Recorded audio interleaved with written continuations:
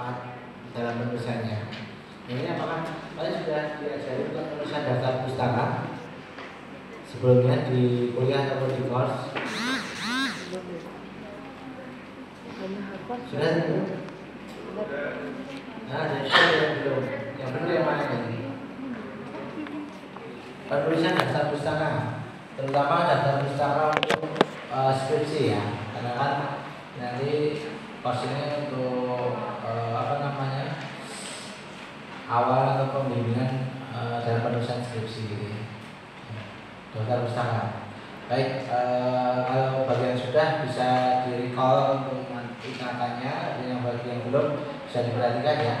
Karena mahasiswa bimbingan saya yang saya bimbing sama ini belum ada yang sesuai 100%. Ini tetap masih ada revisi gitu. Entah karena dia tidak membaca buku panduannya atau pemahamannya bagaimana waktu sebelum menyusun ya. Tapi ketika setelah kita adakan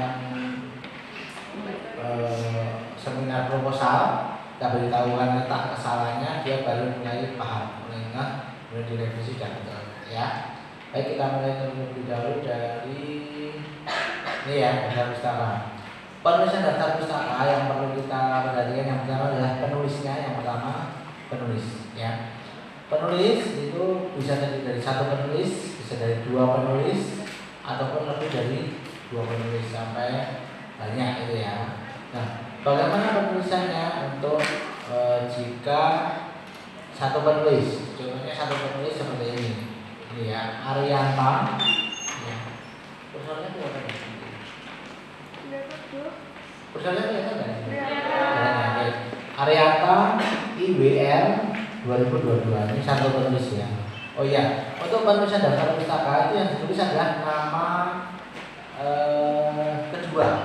Jadi saja namanya terdiri dari 3. Ini ada daftar resensinya. Bisa dilihat dulu. Daftar resensi.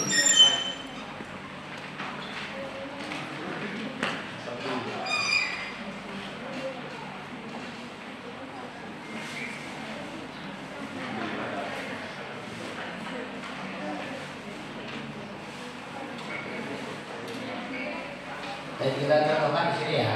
Ini ada namanya Agnes Nurvita Putri Nugroho, ya. Berarti kalau nama penulisnya adalah Agnes Nurvita Putri Nugroho, penulisannya bagaimana? Nurvita, kemudian yang ditulisannya nama kedua Nurvita, kemudian APN, ya. Disingkat dari nama yang lainnya disingkat, tidak ditulis juga. Jadi contohnya Agnes Nurvita Putri Nugroho, tulis Nurvita spasi APN, gitu ya. Namanya seperti itu. Ini sebenarnya adalah Ariana IWR gitu ya. Kemudian spasi tahun penulisannya, tahun terbitnya jurnal ya.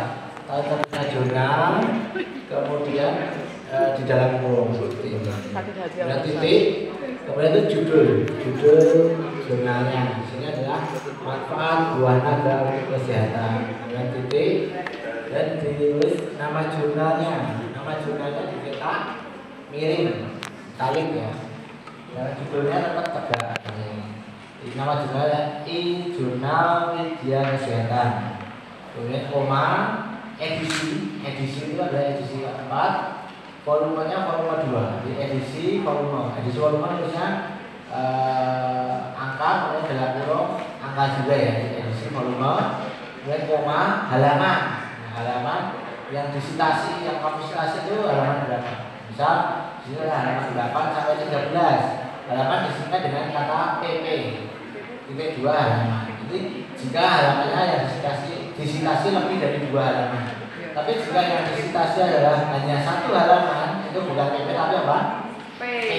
Nah, contohnya seperti ini, Auberfall ini. Dia P halaman hanya yang disitasi 130, itu P itu 130. Itu ya, yang pertama. Dan bagaimana jika penulisnya 2 orang? 2 orang, contohnya di sini hanya aja kita spasi. Nah, sini ya, Iya, Bimandama, Bimandama, MA dan Soleha TU, ya. Jadi untuk penulis hanya dua itu dikasih kata penghubung dan, bukan koma ya, dan, atau boleh diganti dengan tanda dan seperti ini, simbol dan.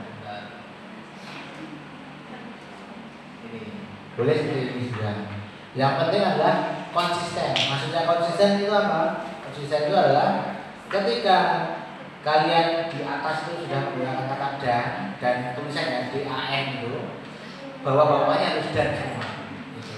Tapi jika kalian menggunakan simbol dan seperti ini, atas dan sampai bawah dannya simbolnya seperti ini. Itu di daftar pustakanya. Ya. Ini yang konsisten. Kemudian jika penulisnya 3 atau lebih, itu tidak perlu menggunakan kata dan, jadi cukup dengan koma. Contohnya di sini nih, Nina aku koma, Lutfi SH koma, Damani RI.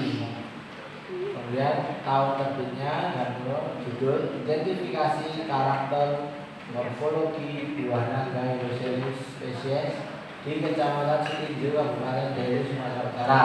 Oke, ini judulnya. Kemudian nama jurnalnya adalah Jurnal Agroteknologi FP USU, cetak miring. Kemudian edisinya edisi 6. Kemudian volume itu volume 4. Halaman yang disitasi adalah halaman 821 sampai 825.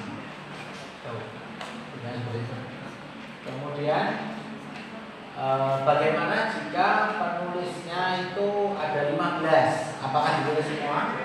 Tidak ya. Aturannya bagaimana? Et al ditulis ketika berapa penulis dulu baru ditulis et al. Berapa? 3. Belum tepat. 2. Belum tepat.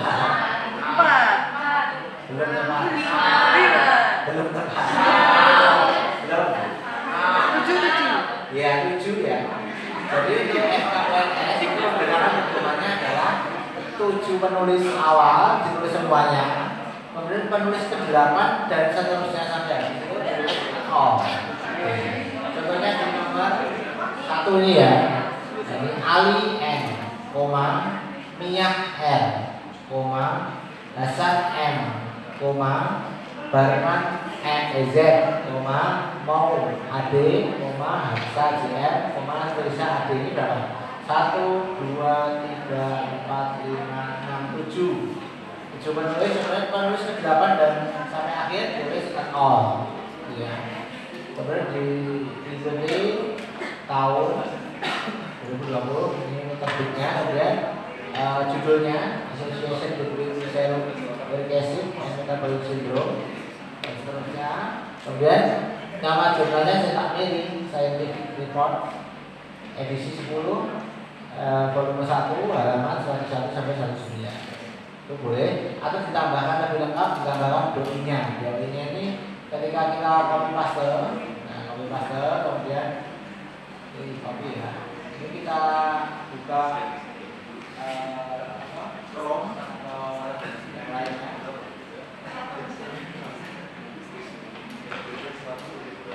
Jadi dia akan langsung muncul jurnalnya. Ini ya, Association Between sama, berarti masuk ya. Boleh ditambahkan doi itu seperti itu boleh. Kalau tidak ditambahkan juga boleh. Jadi ketika kita klik langsung muncul jurnalnya. Ini jurnal ya.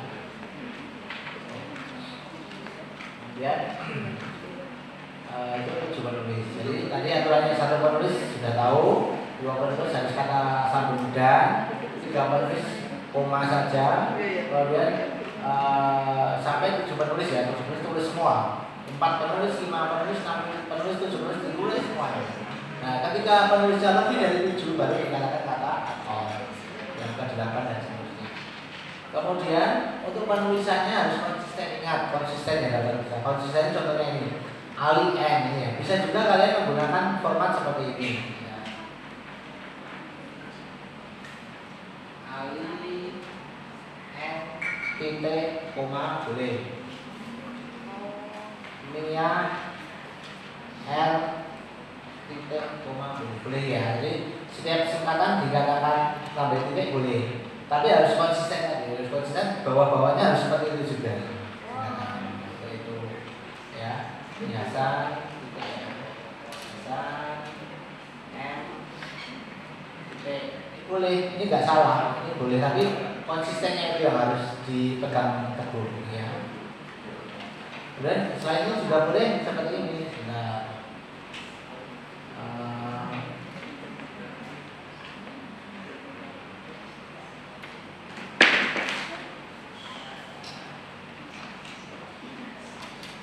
ini Ali koma.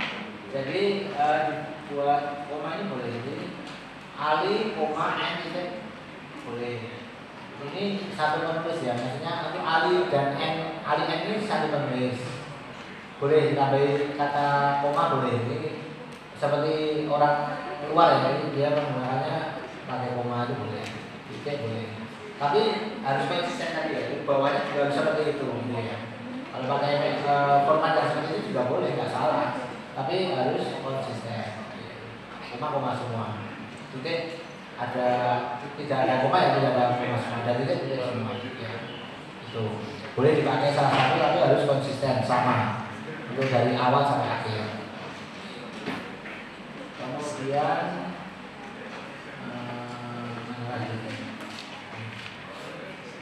ini kalau pakai simbol dan seperti ini semua ya. Kalau pakai kata dan juga sudah semua, nggak boleh campur. Ada dan sini ada DAN juga nggak boleh, ini salah ya, harus sama. Ini dan nggak boleh pakai simbol misal. Kemudian coba ini misalnya ini terus ini kan ini nggak konsisten ya.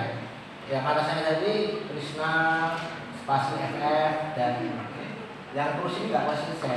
Terus koma P titik L titik salah ya. Kalau yang atasnya sudah pakai format yang seperti di atasnya itu harusnya ini terus spasi PL ya tanpa titik koma Morai Silva nggak bisa pakai koma. Ini kayak I C koma Ribeiro. Ini komanya Ribeiro dihapus karena ini nama satu orang. Harus konsisten tadi. HA animasi JF Jumelo terus titiknya dihapus.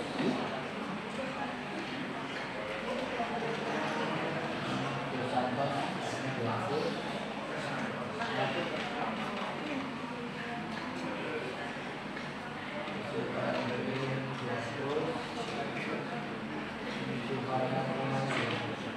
Nah, seperti ini harus konsisten. Ini yang Darmawan ini juga masih salah. Salahnya di mana Darmawan ini? Berapa penulis ini?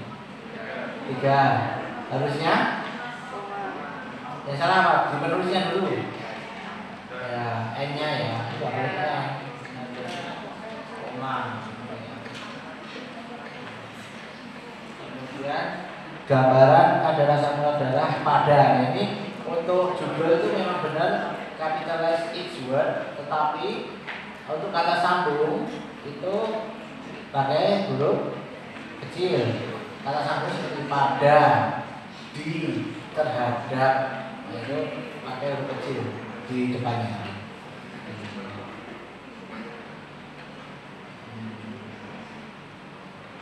Nah, ini seperti contohnya bahasa Inggris kan, an evaluation of longitudinalnya, of-nya ini kan pakai huruf kecil ya, O-nya dan O besar ya. Terus ini sudah huruf kecil I-nya. N ini A-nya sudah huruf kecil. Of ini juga O-nya huruf kecil. N ini huruf kecil. Ya, kata sambung harus hurufnya kecil semua. tadi masih salah ya penulisnya ya, karena tidak konsisten. Ini ada koma, ada titik, ini harus digunakan caranya gitu ya. Kemudian ini dewa 1N, ini kalau atasnya DAN ini dan juga dan itu. Yang bisa diindonesiakan diindonesiakan, yang tidak bisa diindonesiakan tetap kata asing cetak miring gitu ya. Itu ilustrasi. Kalau judul apa adanya, sehingga judulnya bahasa Inggris ya tetap biarkan bahasa Inggris ya. Kemudian ini juga masih salah ya, ini masih koma, titik ini ya. Koma, titik. Ada pertanyaan sampai sini untuk penulisan daftar pustaka? Sudah paham yang saya jelaskan tadi? Sudah dimengerti ya? Nah ini yang Ibrahim ini yang salah apanya Ibrahim? Hah? Apa Ibrahim yang salah apa? At-all ya? Karena baru satu orang langsung at-all gitu ya. Harusnya ditulis dulu, baru yang jawaban dan seterusnya adalah at-all.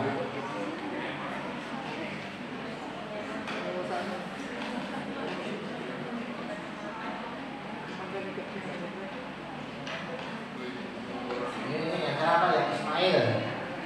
N ya. N ini harus dihilangkan. Johnson ini koma titik ini harus dihilangkan ya. Koma titik dihilangkan. Kemudian ini berapa penuh? 1, 2, 3, 4, 5, 6, 7 ya. DKK awal boleh. DKK boleh atau boleh? Kira-kira boleh. Kalau atas ya bawah ya. Nggak boleh dicampur-campur ini.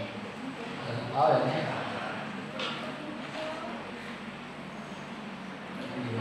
Ini juga salah di koma titik ya. Koma titik ini salah.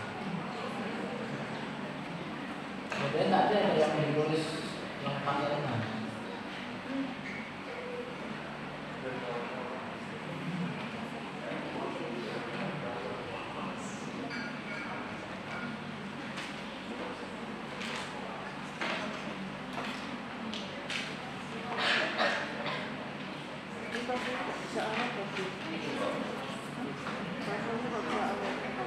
Nah ini yang salah apa ini? Marsianus ini yang salah apanya?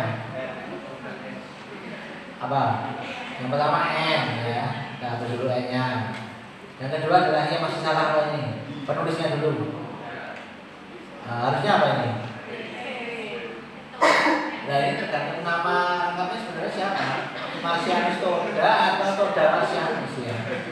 Jadi kalau dia Marsianus Toda berarti harusnya Toda, Toda MES ya.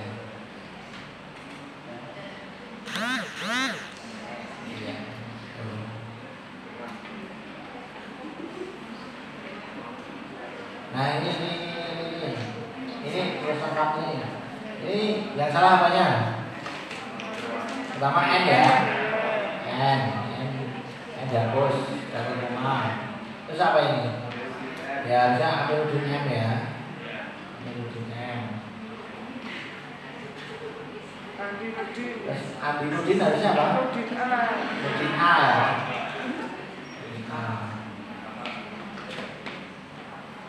Terus ini Kumala Dewi Hengki, jadi apa? Kumala Dewi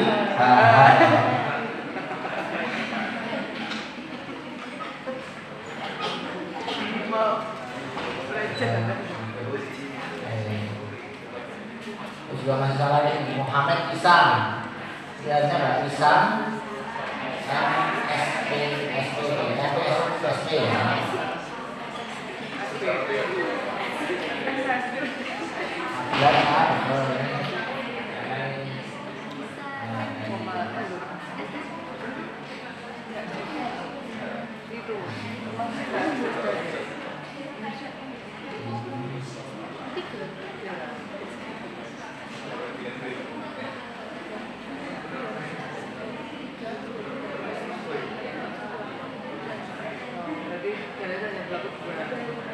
Masih banyak yang salah ya, dan ya.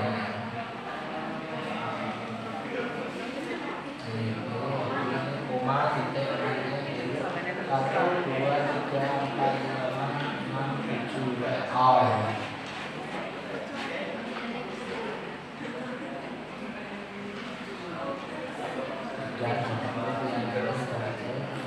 Titik komanya ya tertulis. Ya, seperti itu ya. Nanti saya kirimkan juga panduan tulisan skripsi. Nanti kalian bisa baca-baca yang disesuaikan ya.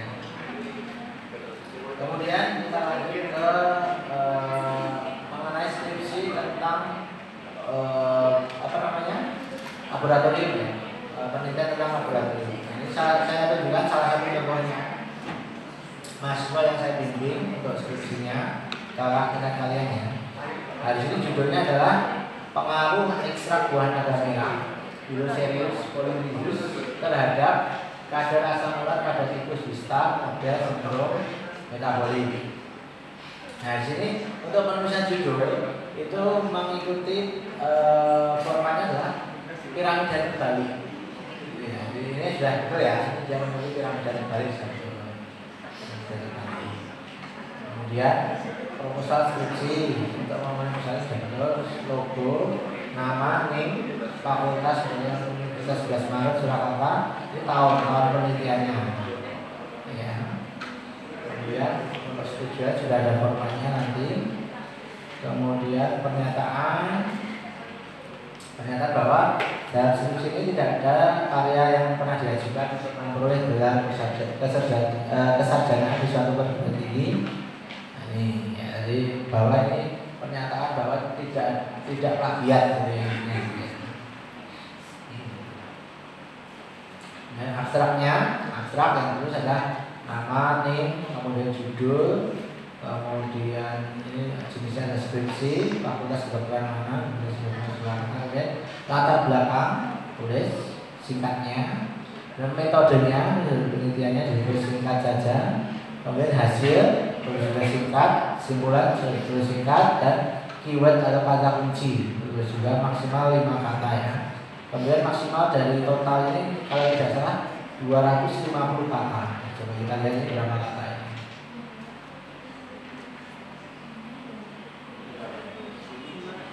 241 ya. Nah, kemudian memang aturannya kurang dari 250. Ini maksimal 250. Ini sudah memenuhi ya. Ini tidak boleh lebih dari 250 kata. Ini diinggriskan untuk abstraknya tadi.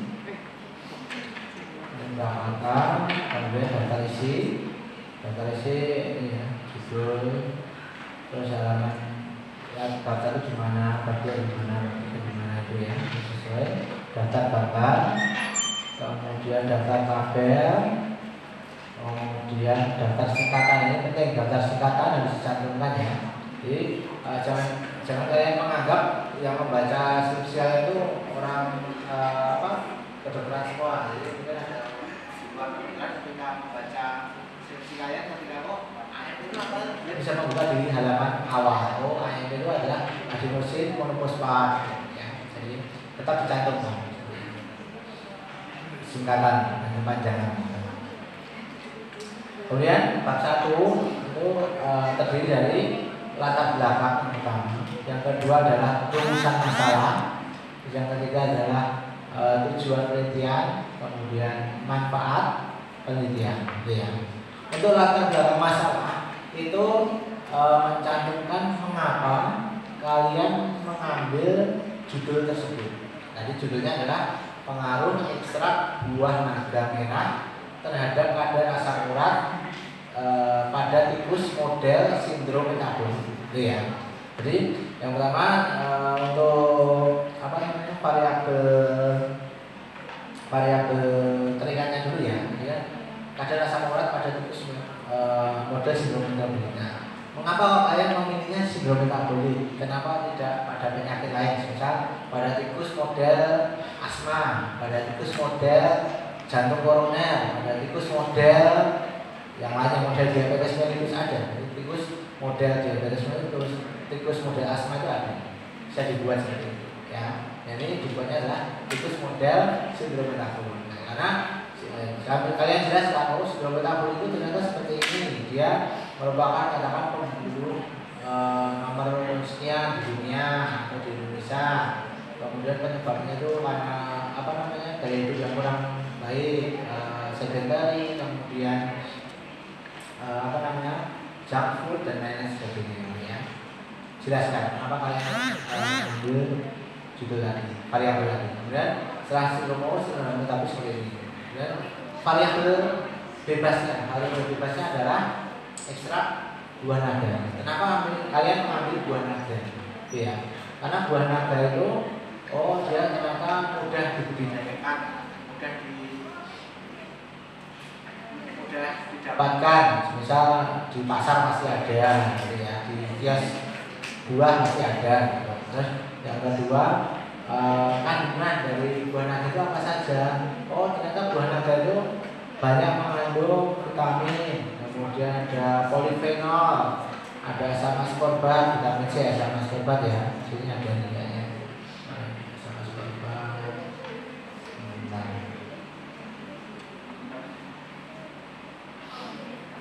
Nah di sini vitamin, ada flavonoid, polifenol, isoflavon, katekin, alkon, gitu ya. Ini jadi fungsinya ini kalian jelaskan di bawah. Jadi flavon itu adalah senyawa yang dapat mengurangi kadar asam urat. Nah, kan nanti penelitian tentang asam urat dikaitkan dengan penelitian kalian tadi. Asam urat. Jadi flavonoid dapat sebagai inhibitor aktif dari santin oksidase, ya. Juga sebagai anti radikal bebas. Kemudian ya lebih cenderung ke flavonoid ya. Di sini maka ada flavonoid. Flavonoidnya yang ditonjolkan yang berkaitan dengan asam uratnya. Ya. Kemudian di paragraf terakhir kalian tekankan bahwa penelitian tentang pengaruh buah naga merah yang berhubungan dengan konsentrasi asam urat pada tikus besar model sindrom metabolik itu belum pernah dilakukan penelitian sebelumnya, ya. Sehingga akan dilakukan penelitian ini berkaitan dengan pengaruhnya ini, ya. Intinya menekankan bahwa penelitian itu belum pernah dilakukan pada penelitian sebelumnya. Kemudian rumusan masalah. Nah, rumusan masalah ini harus sejalan dengan hipotesis. Hipotesis ya. Kalian sudah kuliah tentang hipotesis ya? Ya. Hipotesis ada hipotesis 0, hipotesis pernah ya? Hipotesis. Jadi perumusan masalah ini nanti bentuknya adalah kalimatannya, sedangkan hipotesis itu adalah jawaban dari rumusan masalah ini. Jadi, rumusan masalahnya adalah pengaruh pemberian ekstrak buah naga merah terhadap kadar konsentrasi asam urat pada tikus besar model sindrom metabolik, gitu ya. Jawabannya nanti di hipotesis di bab 2 di bagian terakhir itu adalah hipotesis 1, ada pengaruh pemberian ekstrak buah naga merah terhadap konsentrasi asam urat pada tikus besar model sindrom metabolik, gitu ya. Jawabannya itu. Kalau rumusan masalahnya 1, hipotesisnya 1. Kalau rumusan masalahnya 2, hipotesisnya ada 2. Ada kalau rumusan masalah ada 3, hipotesisnya ada 3, gitu ya. Karena hipotesis itu menjawab dari perumusan masalah. Kemudian rumusan masalah yang kedua adalah adakah pengaruh perbedaan dosis pada pemberian ekstrak buah naga merah terhadap kadar konsentrasi asam urat pada tikus besar model sindrom metabolik. Untuk hipotesisnya berarti jawabannya itu adalah ada pengaruh perbedaan dosis pada pemberian ekstrak buah naga merah terhadap kadar konsentrasi asam urat pada tikus besar model sindrom metabolik. Kemudian tujuan penelitian, untuk mengetahui pengaruh ya dari pemberian ekstrak buah naga merah tadi terhadap kadar konsentrasi asam urat pada tikus sindrom metabolik. Ada tujuan umum, ada tujuan khusus ini ya. Dan ada manfaat juga untuk penelitian. Manfaat penelitian itu ada manfaat teoritis, ada manfaat praktis. Nah, selanjutnya adalah bab 2 mengenai tinjauan pustaka. Nah, di sini nanti di bab 2 itu kalian harus mencantumkan sitasi ya. Jadi jika kalian yang Yang dibahas adalah yang pertama buana kamera. Buana kamera berarti kalian ambil jurnal, kalian searching jurnal tentang buana kamera itu sudah apa? Saya ini dapat klasifikasinya, ada kingdom, subkingdom sampai spesies, ya. Nah ini kalian katakan oh ini ternyata disitasi dari Arianta, jurnalnya Arianta 2022, ya. Tulis di sini dengan kurung Arianta 2022. Mungkin bisa ditulis di sini, di sampingnya sini ya, di dalam kurung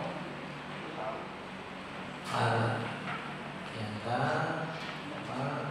2022.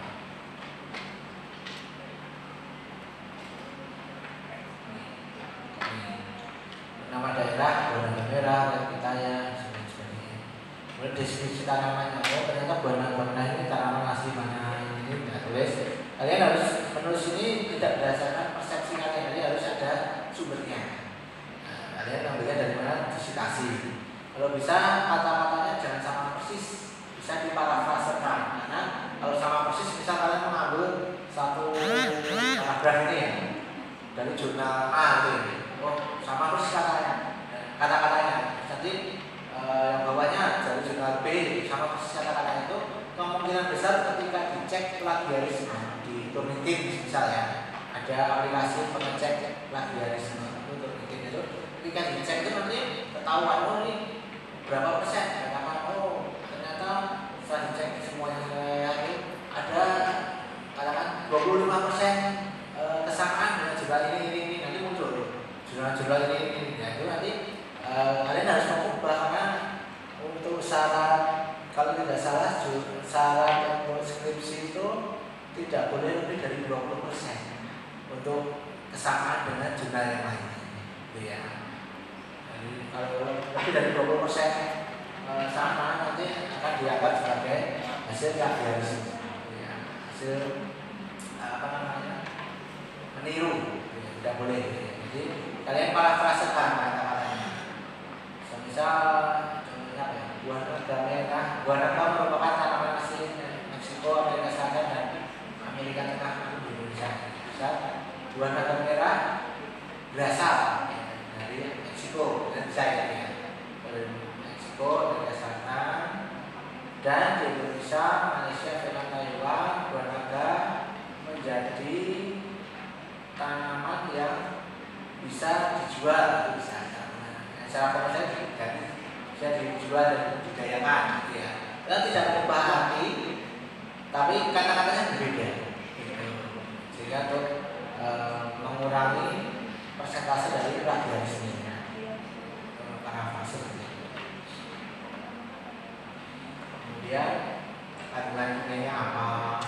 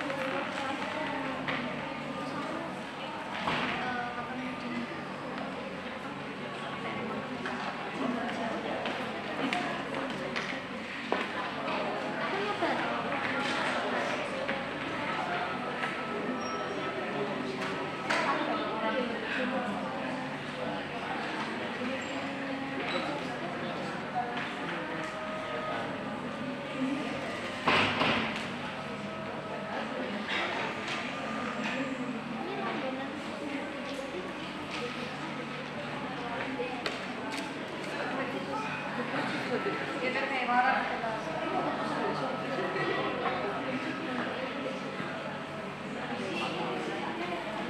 kita enggak, ini kosong-kosong.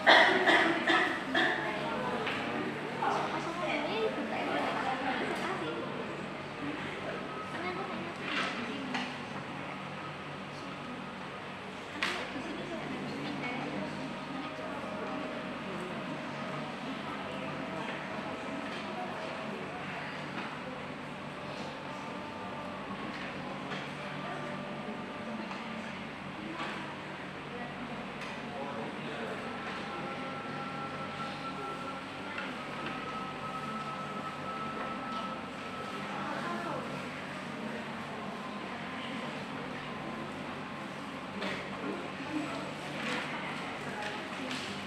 Baik, kita lanjutkan. Jadi tiga pustaka ya, tiga pustaka presentasinya, contohnya unsur dan kawan-kawan 2011. Ya. Kalau penulisnya itu lebih dari dua, ditulis penulis pertama, kemudian dikatakan all boleh. Kalau penulisnya dua, itu tulis semuanya. Ya. Dan contohnya mana penulisnya dua.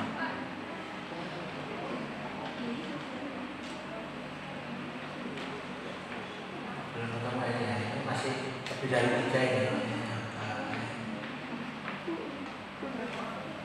Nanti kalau kita kalau lebih dari tiga ditulis penulis pertama, kemudian DKK.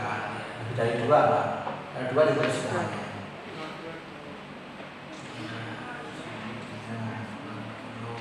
Nah ini contohnya ini penulisnya dua itu Malaya, Wicaksana, tulis dan aja. Malaya dan Wicaksana. Nah ini kalau citasinya dari penulisnya dua orang.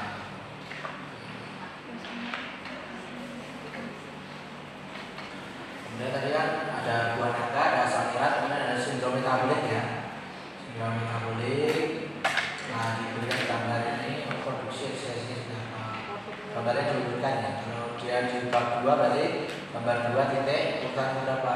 Berarti sudah ada gambar 1 tadi, gambar namanya tadi ya. Ini gambar 2 titik 2 titik 1, 2 titik 2, dan gambar 2 titik 3 ini adalah transport asam urat di lipid proksimal ginjal. Kemudian ini adalah tabel 2 ini menunjukkan bab 2 ya. Walaupun di bab 1 tadi ada tabel, tetap judulnya harus tabel 2 titik 1. Nah ini ada di bab 2. Rata-rata ada generasi ya. Kemudian sindrom metabolik ini kalian jelaskan sindrom metabolik itu apa? Etiologinya atau fisiologinya. Kemudian diagnosisnya bagaimana? Kriterianya. Kriteria mengenai sindrom metabolik menurut WHO, menurut IGF, menurut NCB, ATP 3 itu. Kemudian pencernaan terapi kerangka pemikiran ini yang penting. Di sini kalian mencantumkan variabel yang diteliti. Ini harus ada keterangannya. Misalnya variabel yang diteliti diberi kotak warna hitam. Sehingga nanti harus ada keterangannya. Variabel yang diteliti ini warna kotak hitam. Dan diberi warna kuning ini apa? Senyawa dari buah naga yang fungsinya menghambat pembentukan. Vitamin C, ada fenolik, ada betalain, ada asam organik, ada flavonoid, dan ada mineral. Sehingga mineral bisa menghambat kenaikan kadar gula darah. Dan flavonoid di sini dia menghambat enzim santin oksidase, sehingga dia tidak mengubah santin yang berlebih diubah menjadi asam urat. Dan yang kotak biru ini apa? Kotak biru ini merupakan kriteria dari sindrom metabolik. Ya, dari sindrom metabolik itu merupakan 3 kumpulan gejala. Jadi salah 3 positif itu dan termasuk sindrom metabolik. Bisa hiperglikemi, bisa hipertensi, bisa obesitas, bisa dislipidemi, atau bisa hipertriglikemia juga bisa. Kemudian nah ini hipotesis. Tadi hipotesis menjawab dari rumusan masalah. Di awal rumusan masalahnya hipotesisnya 2, di sini juga ada 2. Dalam bentuk kalimat bukan kalimat tanya ya. Dan bab 3 mengenai metode penelitian. Nah, di sini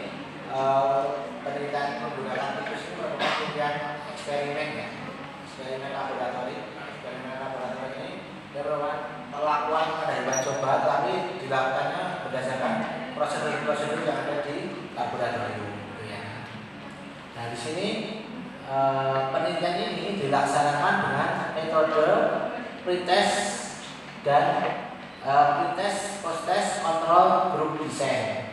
Artinya apa? Ada yang tahu pretest post-test control group design? Artinya, jadi ketika tadi tikus-tikus tadi, misal sampelnya ada 30 tikus ya, dibagi menjadi kelompok 5 kelompok, kelompok 1, 2, 3, 4, dan 5. Nah, sudah dibagi menjadi 5 kelompok, kemudian diadaptasikan sebelum dibuat menjadi apa namanya sindrom metabolik, dicek dulu kadarnya, apakah benar-benar ini tikus yang normal, ya, cek. Gula darah bisa paling tidak minimal 3 ya, sindrom metabolik, bisa gula darah, kemudian trigliserid, kolesterol, asam uratnya, atau HDL-nya dicek. Oh, ternyata normal semua, oke.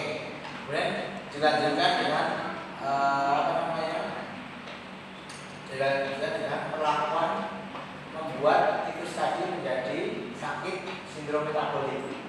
Diberikan pakan yang tinggi lemak tinggi, glukosa, kemudian disuntik dengan namanya sektosobosaid, sehingga diharapkan dalam 28 hari setelah pelaksanaan itu tikus yang dibuat sindrom metabolik itu bisa menjadi sindrom metabolik. Setelah 28 hari dicek, cek kadar gula darahnya, kemudian kolesterolnya, trigliseridnya itu dicek. Dicek kalau ternyata benar ada duanya yang awalnya sebelum perlakuan itu 90 kan, sampai kapan ternyata 250, 300, di atas 200 ya, tinggi, oke. Dia sudah masuk ke sindrom metabolik. Nah, setelah itu diberikan ekstraksi tadi, ekstrak buah naga. Diberikan ekstraksi buah naga sampai katakan 28 hari. Nah, 28 hari dicek lagi ada gula darahnya bagaimana, apakah bisa turun atau tidak. Cek, oh ternyata dari yang awal 90 naik menjadi 250, saya cek lagi dia turun menjadi katakan 150. Nah, turun deh berarti ya. Nah, itu berarti oh enggak benar, jadi ekstrak buah naga ini kemudian ada efek bisa menurunkan gula darah. Jadi yang namanya pretest and post-test itu sebelum dilakukan pelakuan dicek, setelah menjadi sakit dicek, dan setelah pemberian ekstraksi dicek. Namanya pretest post-test control group design. Kemudian lokasi penelitian. Dulu untuk penelitian ini bisa dilakukan di UGM, di Pusat Studi Pangan dan Gizi, ya. Atau nanti ketika sekarang kan UNS sudah mempunyai lab hewan coba ya, bisa konsultasikan ke pengelola lab hewan coba. Kalau bisa dilakukan di UNS, dilakukan di UNS ya, lebih dekat ya. Kemudian subjek penelitian. Penelitian ini kita menentukannya dengan purposive purposive sampling. Purposive sampling. Jadi sampelnya ini kita bedakan, maksudnya ada kriteria inklusi dan eksklusi. Inklusi itu adalah yang kita ambil, kita masukkan ke dalam penelitian. Eksklusi itu adalah yang kita keluarkan, tidak dipakai dalam penelitian. Nah, kriteria inklusi itu apa? Kita tetapkan di sini. Oh ya, harus tikus putih jantan, umurnya harus dapat sampai 10 minggu, berat badannya harus antara 150 sampai 200 gram. Ya. Sedangkan kriteria eksklusi berarti yang sampel yang tidak dipakai. Ya. Itu juga tikusnya mati, tikusnya sakit. Tanda-tanda sakit itu apa saja? Ada bila ereksi, rambut tampak berminyak, rontok, kusam, berat badan menurun, kelopak mata menutup, mata cekung, ya, terus fesesnya cair, membek, berbau, lebih bergerak aktif, kemudian dari dia tidak nafsu makan, rambut berdiri, tampak air kusam, nah, dia tanda-tanda sakit, dikeluarkan dari penelitian. Ya. Kemudian dari purposive sampling ya. Kemudian kita menghitung sampel penelitian bagaimana dengan rumus Federer ya. Itu bisa dipakai rumus yang lain juga boleh untuk menghitung sampel penelitian. Di sini menggunakan rumus Federer, Kmin1 kalikan N1 lebih dari 15. Dapatkan jumlah per kelompoknya adalah lebih dari 4,75. Kan kalau yang namanya hewan kan nggak mungkin pecah, jadi dibulatkan dari 5 ya. Ini minimal ada 5 sampel dengan satu kelompok. Nah ini kita tambahkan 1 ekor tikus sebagai cadangan jika ada yang sakit atau mati. Jadi yang kita pakai adalah 6. Kemudian teknik samplingnya tadi positif sampling atau ya infusi eksekusi. Kemudian cara membagi tikus tadi menjadi kelompok tikus kelompok 1, 2, 3, 4 dan 5. Caranya dengan simple random sampling. Caranya dia tahu simple random sampling seperti apa? Simple random sampling itu seperti arisan. Jadi kalian tulis nomor 1 sampai 30 katakan sampelnya dari 30 1 sampai 30 di kertas, kemudian digulung dimasukkan ke sedotan itu ya, dimasukkan ke kotak, dikocok, dikeluarkan tikus nomor 3 misalnya. Dari sini tikus sudah diberi nomor dari tikus nomor 1 sampai 30. Ketika keluar tikus nomor 3, kita ambil tikus nomor 3 dimasukkan ke kelompok atau kandang 1. Kemudian 2 keluar tikus nomor 10 misalnya. Kita ambil tikus nomor 10 tadi masukkan ke kandang 1. Kalau lagi katakan tikus nomor 25, nomor 25 masukkan ke kandang 1 sampai kandang 1 sudah memenuhi semua tikusnya. Satu kelompok ada 6 tikus. Oke, jadi kelompok 2 kita undi lagi. Nah, ambil nomor 13 ambil masukkan nomor 2. Nomor 17 ambil, nomor 20 ambil gitu ya. Sampai penuh, sampai begitu seterusnya sampai ke kandang 5 atau kelompok 5. Ya, itu namanya adalah simple random sampling.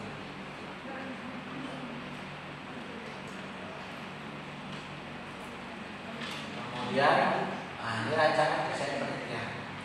Itu kalian harus membuat rancangan penelitian sendiri. Tikus bisa usia jantan, usianya 2 bulan dan berat sekian sebanyak 30. Dia diadaptasi dulu di suhu ruang selama 7 hari ya, supaya tidak stres.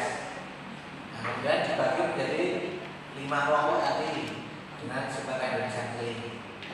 Kemudian kita dibagi menjadi 5 kelompok, diukur kadar asam uratnya. Karena ini penelitiannya adalah pengukuran kadar asam uratnya, diukur kadar asam uratnya.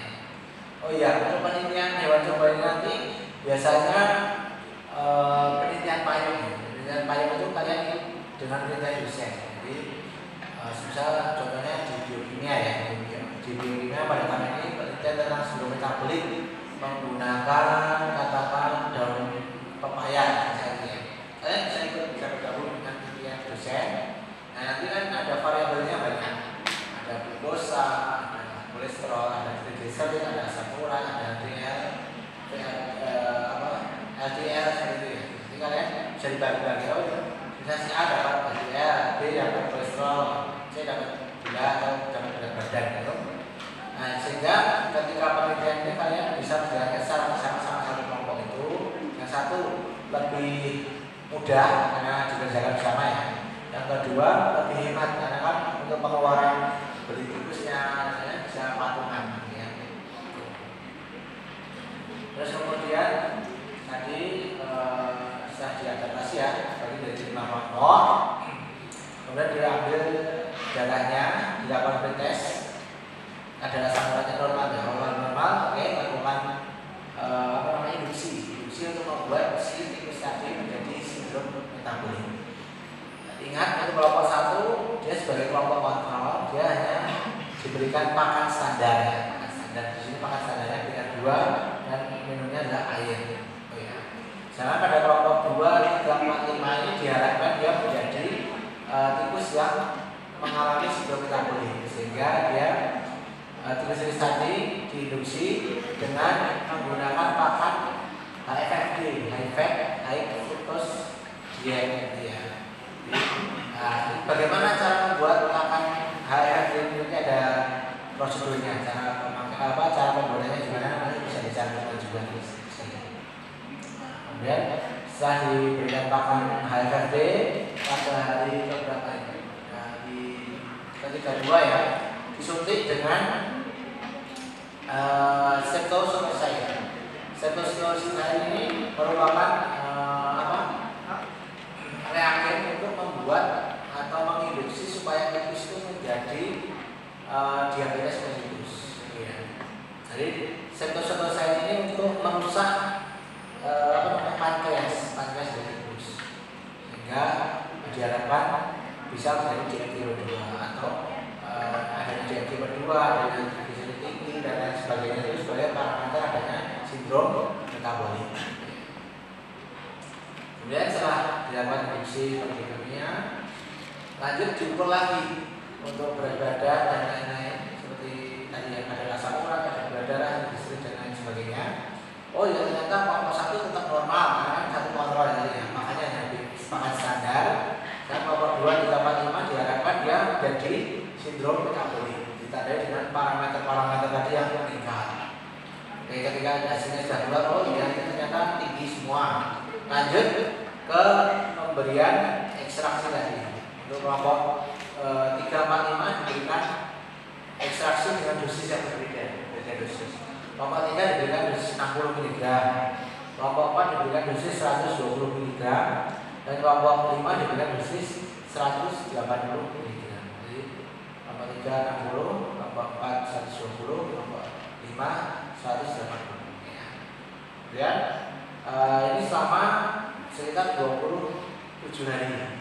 Dan pada hari ke-64 itu saja dicek lagi darahnya, diambil darahnya lagi, post test akhir terus determinasi untuk mengetahui tadi apakah ekstraksi tadi dengan dosis 60, 120, 180 itu bisa menurunkan parameter yang ada di sindrom metabolik itu, bisa gula, asam urat, triglycerid, kolesterol dan lain sebagainya. Kemudian kalian harus sudah identifikasi variabel penelitian, variabel bebasnya apa, tingkatnya apa ini. Ini kemudian definisi operasional ditulis di sini, dan variabel terikatnya, variabel pacu bisa dikendalikan atau tidak dikendalikan tulis semua. Kemudian alat dan bahan tulis, kalau bisa ada mereknya tulis, kita blender mereknya apa ditulis ini ya. Oh iya, untuk memberikan ekstrak ekstrak buah naga tadi itu kan bentuknya cairan ekstraknya dilarutkan dengan cairan. Kalian harus mengingat daya tampung lambung tikus. Lambung tikus itu daya tampungnya hanya maksimal 5 ml atau 5 cc, sehingga kalian harus memperhatikan jangan 5 cc diberikan sode semua. Jadi kalian harus ingat tikus itu perlu makan, perlu minum ya. Makanya katakan 1,5 ml, minumnya 1,5 ml, sudah 3 ml ya, sisa 2 ml. Paling tidak untuk sondenya ini yang dimasukkan itu 1 saja, 1 ml maksimal. Kan perlu ada udara juga di lambung, karena kalau terlalu banyak lebih daya tampung lambung tikus bisa menimbulkan aspirasi. Jadi cairannya tadi keluar dari lambung masuk ke aspirasi masuknya ke paru-paru ya, bisa menimbulkan sakit death atau kematian yang mendadak. Dan bahannya juga ditulis, cara kerjanya, membuat anti dan jangan coba ditulis ini ya. Kemudian pengumuman parameter dari beberapa hari ke-8, dari ke-36 dan dari ke-64. Pretestnya dari 8 dan 36, post-testnya dari ke-64. Kemudian ekstraksinya, kelompok 1 tidak diberikan ekstraksi, kelompok 2 dan kelompok 3, 4, 5 yang diberikan ekstraksi. Kemudian analisis data untuk statistiknya menggunakan SPSS ya. SPSS nanti ujian dipakai apa? Ada uji Shapiro-Wills itu uji normalitasnya. Nanti tentunya uji-ujinya ini kalian akan mendapatkan kuliah yang lebih terpisah ya, lebih lengkap lagi mengenai uji di penelitian ya. Ada Shapiro-Wills, ada Kolmogorov, Smirnov,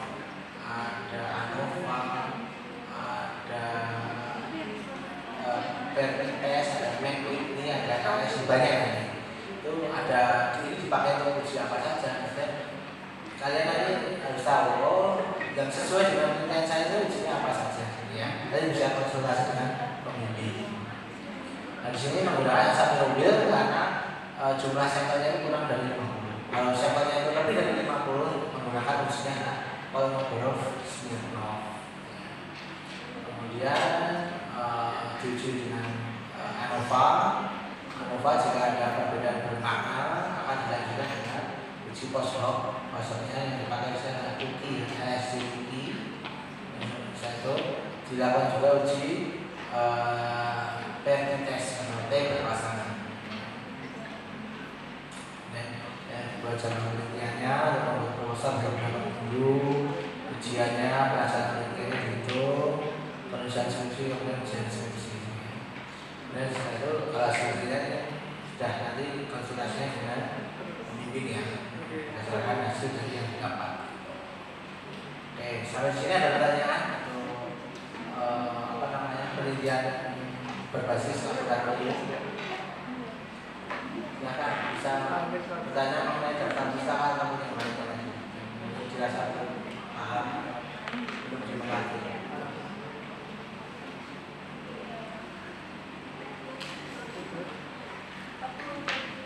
Untuk panduan penulisan skripsi belum dapat filenya.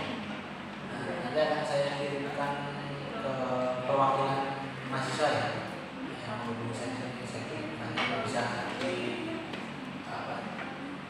disebarkan ke teman-teman lainnya, dibagikan.